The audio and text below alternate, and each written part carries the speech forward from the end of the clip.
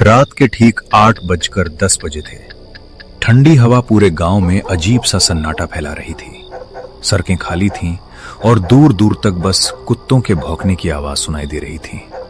गांव के बाहर पुराने बस स्टैंड पर 3 लोग खड़े थे। उनमें से एक था अर्जुन, शहर से लौट रहा एक युवक। बाकी 2 गांव के ही लड़के थे जो किसी रिश्तेदार को लेने आए थे। भाई आज इतनी देर हो गई, आखिरी बस अभी तक आई क्यों नहीं? सुना है आज फिर उस जिंदल वाले रास्ते से ही आएगी। हाँ, वही रास्ता जहाँ पिछले साल बस पलटी थी और कई लोग गायब हो गए थे। अर्जुन हल्का सा मुस्कुराया। उसे लगा गांव वाले हमेशा की तरह डरावनी बातें कर रहे हैं। तभी दूर अंधेरे में बस की हेडलाइट दिखाई दी। धीरे धीरे बस पास आई और बिना हॉर्न दिए रुक गई। बस का नंबर था 27।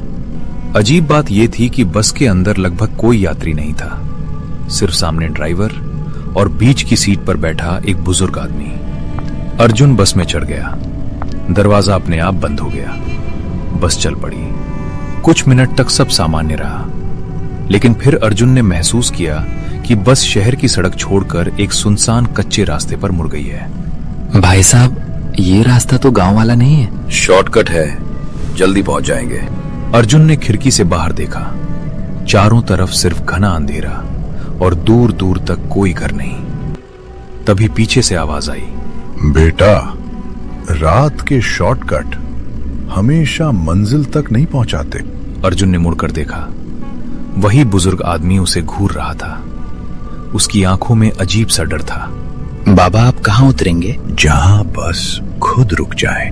ये जवाब सुनकर अर्जुन कुछ सेकंड चुप हो गया। बस अब पहले से ज्यादा तेज चल रही थी। अचानक बाहर तेज हवा चलने लगी और आसमान में बिजली चमकी। उसी रोशनी में अर्जुन ने देखा सड़क के किनारे एक लड़की खड़ी थी और वो सीधे बस की ओर देख रही थी। बस बिना किसी इशारे के अपने आप धीमी हो गई। दरवाजा खुला। लड़की धीरे धीरे अंदर आई और सबसे पीछे वाली सीट पर बैठ गई। जैसे ही वो बैठी, बस के अंदर अचानक असामान्य ठंड फैल गई। अर्जुन ने महसूस किया कि उसकी सांसों से धुंध निकल रही है।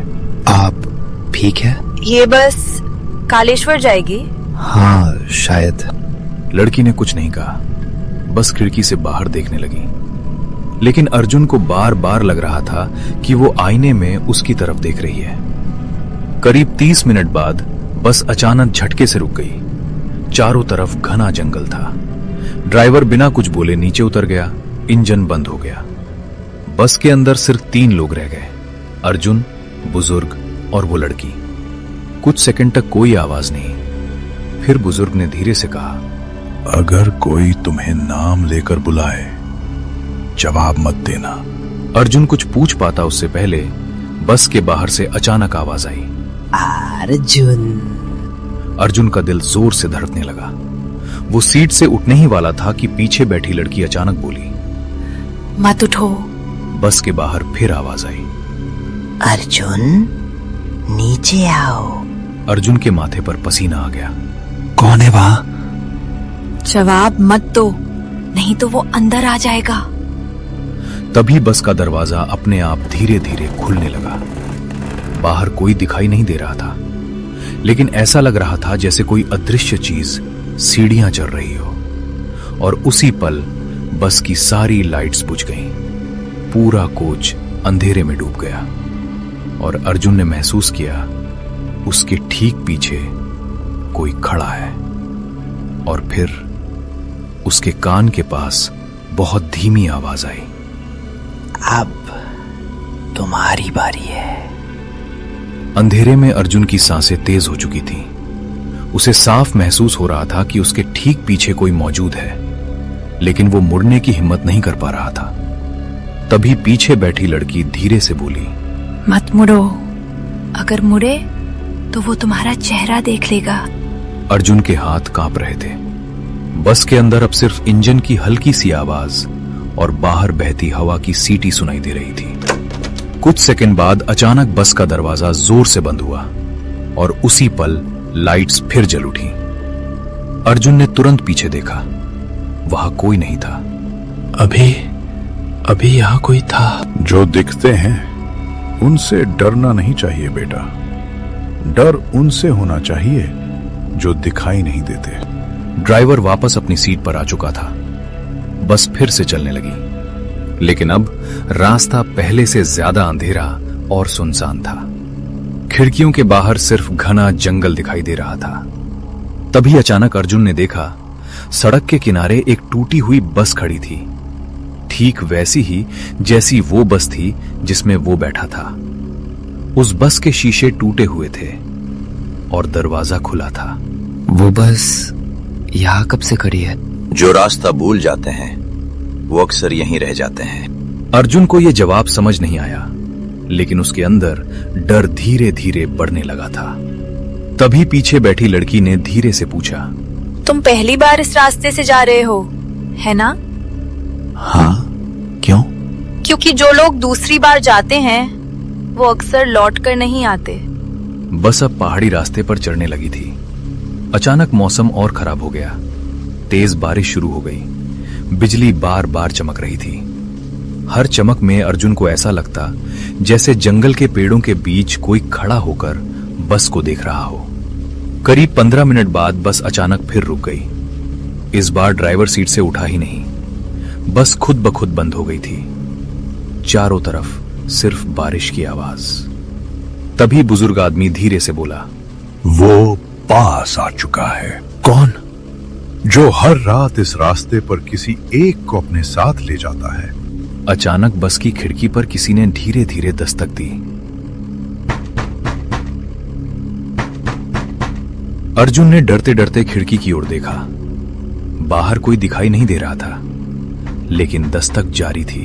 खिड़की की तरफ मत देखो। अर्जुन ने नजरें हटाने की कोशिश की, लेकिन तभी बिजली चमकी और उसी रोशनी में उसने देखा खिड़की के ठीक बाहर एक काला साया खड़ा था, जिसका चेहरा दिखाई नहीं दे रहा था। अर्जुन चीखने ही वाला था कि अचानक साया गायब हो गया। बस के अंदर फिर सन्नाटा छा गया। कुछ सेकंड बाद लड़की धीरे से बोली, अगर मैं तुम्हें एक रास्ता बताऊं तो क्या तुम भरोसा करोगे? कौन सा रास्ता? जब बस अगली बार रुके तुम नीचे मत उतरना, चाहे कुछ भी हो। अर्जुन कुछ पूछ पाता उससे पहले बस अचानक अपने आप चालू हो गई। इंजन तेज आवाज के साथ गरजने लगा। ड्राइवर की आंखें शीशे में दिखाई दे रही थीं, लेकिन अजीब बात यह थी कि वो स्टीयरिंग को छू भी नहीं रहा था। बस खुद चल रही थी। अर्जुन की धड़कन तेज हो गई। तभी अचानक सामने सड़क पर एक आदमी खड़ा दिखाई दिया, वही बुजुर्ग जो बस में बैठा था। लेकिन उसी समय असली बुजुर्ग अभी भी सीट पर बैठे थे। अर्जुन का दिमाग सुन्न पड़ गया। ये कैसे? इस रास्ते पर हर चीज की परछाई भी चलती है बेटा। बस उस खड़े हुए आदमी के बिल्कुल पास पहुंची और अचानक पूरी बस के अंदर तेज बर्फ जैसी ठंड फैल गई। लाइट्स फिर झपकने लगीं। एक बार, 2 बार, 3 बार और फिर सब कुछ अंधेरे में डूब गया।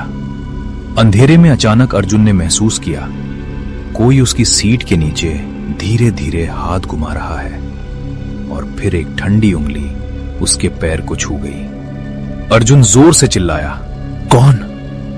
और उसी पल बस की लाइट्स वापस जल उठी। लेकिन अब बस के अंदर सिर्फ 2 लोग रह गए थे, अर्जुन और वो लड़की। बुजुर्ग और ड्राइवर दोनों गायब थे। अब सफर सच में शुरू हुआ है। बस के अंदर अब सिर्फ 2 लोग रह गए थे, अर्जुन और वो रहस्यमयी लड़की। बाहर तेज बारिश शुरू हो चुकी थी। खिड़कियों पर गिरती बूंदों की आवाज पूरे माहौल को और डरावना बना रही थी। अर्जुन की सांसें तेज थीं। ड्राइवर और वो बुजुर्ग कहाँ गए? इस रास्ते पर लोग गायब नहीं होते, उन्हें बुला लिया जाता है। बस अपने आप चल रही थी। स्टीयरिंग अपने आप घूम रहा था और स्पीड धीरे धीरे बढ़ती जा रही थी। अर्जुन ने खिड़की से बाहर देखा। सड़क अब पहाड़ी किनारे से गुजर रही थी। एक तरफ गहरी खाई, दूसरी तरफ घना जंगल। तभी अचानक बस के अंदर लगे पुराने स्पीकर से आवाज आई, अगला स्टॉप, आखिरी स्टॉप। ये क्या हो रहा है? जब ये आवाज आती है तब कोई न कोई इस बस से उतरता जरूर है। अचानक बस बहुत तेज झटके से रुकी। दरवाजा अपने आप खुल गया। बाहर सिर्फ घना कोहरा दिखाई दे रहा था, कुछ भी साफ नजर नहीं आ रहा था। तभी कोहरे के बीच से धीरे धीरे एक आकृति बस की ओर बढ़ने लगी। अर्जुन का दिल जोर जोर से धड़कने लगा। जैसे जैसे वो आकृति पास आई, अर्जुन की आंखें फैलती चली गईं, क्योंकि वो आकृति अर्जुन जैसी ही दिख रही थी। ये मैं। हर उस इंसान की एक परछाई यहाँ इंतजार करती है जो इस रास्ते पर आता है। बस के बाहर खड़ी वो आकृति धीरे धीरे मुस्कुराने लगी और उसी पल अर्जुन के कान के पास किसी ने फुसफुसाया, अब जगह बदलने का समय है। अचानक बस के अंदर तेज ठंडी हवा चलने लगी। लाइट्स तेजी से झपकने लगी। अर्जुन को लगा जैसे कोई अदृश्य ताकत उसे सीट से खींच रही हो। मुझे बचाओ, ये मुझे खींच रहा है। अगर बचना है तो मेरी बात ध्यान से सुनो।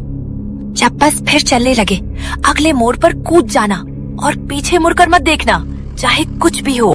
लड़की ने अर्जुन का हाथ कसकर पकड़ा।